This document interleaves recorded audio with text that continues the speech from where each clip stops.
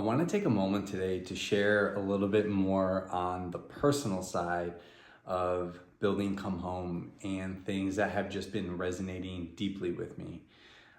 For those who have been following along and just know what's been happening for me and what's being built, you know Come Home exists, you know that I'm part of a startup nonprofit and I'm in school. And so those things are all simultaneously going and building.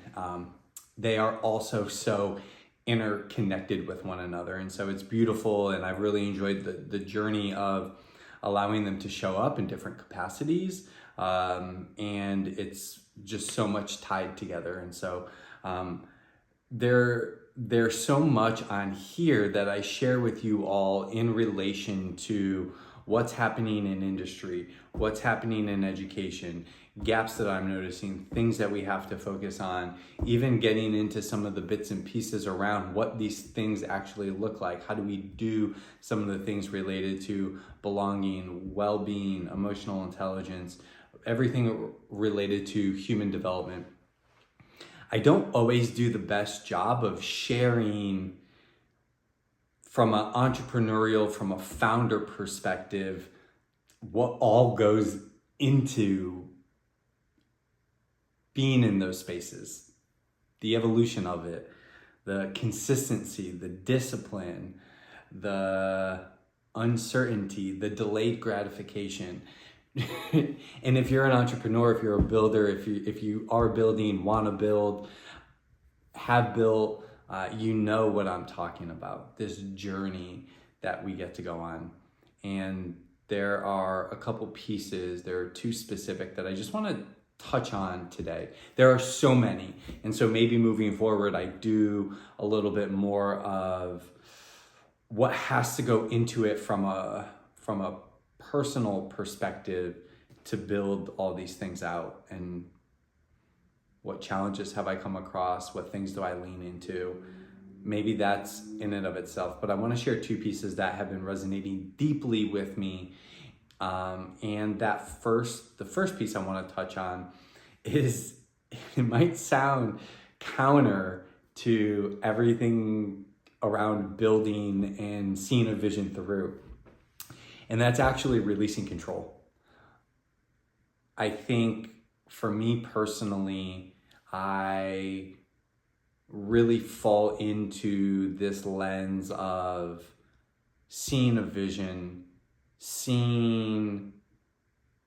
thinking outside the box on how to do things, knowing that things are possible, and really committing to that journey to see it through. That is just, from early in my career to today, I think that for me personally, if I would have to identify strengths, I would say as a leader, that's a strength of mine, is like holding that vision and knowing we're gonna get there and we can get there, and we gotta think differently on how to get there.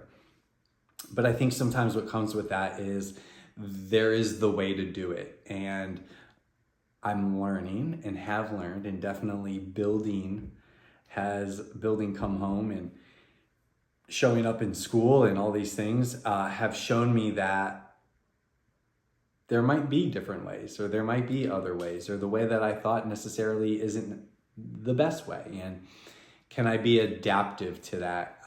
And can I pivot, and can I open myself up? And I think one of the things that has really been beneficial for me as of late is just really trusting in this surrender and letting go, and like show up in the present moment.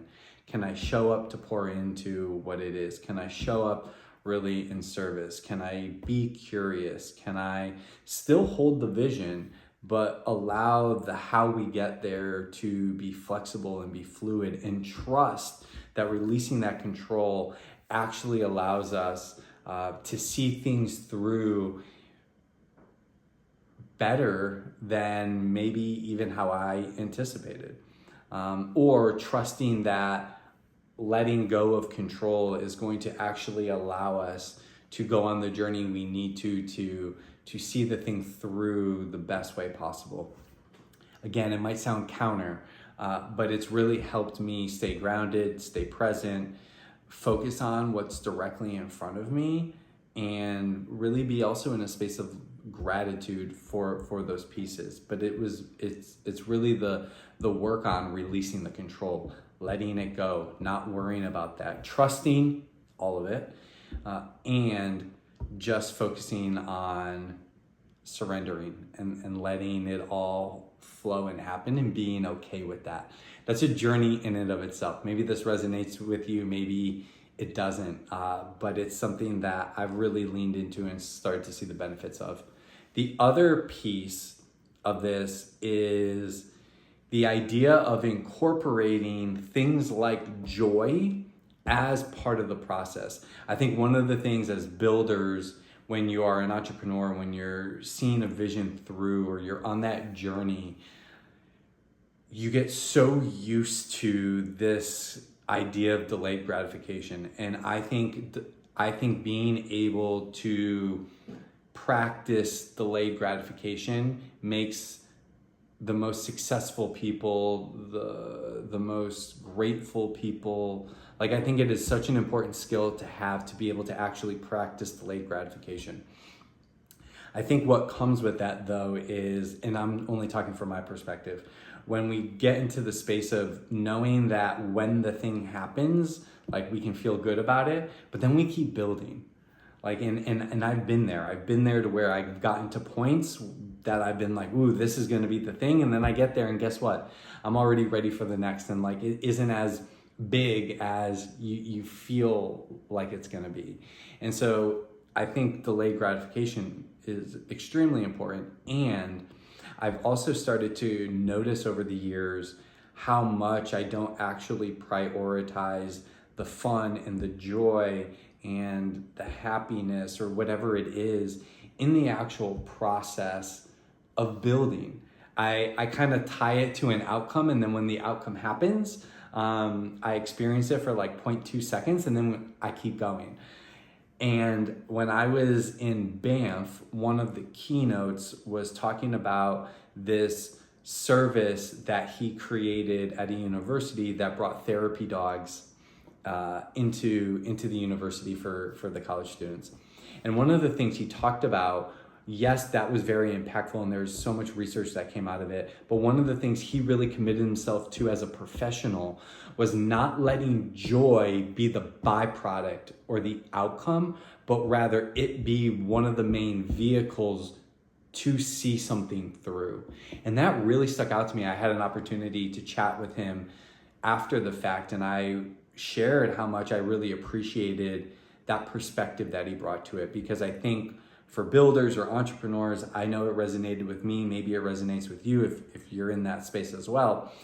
But we talk about joy or happiness or peace as kind of the byproduct of the outcome. Like, once the thing happens, then I'll feel it.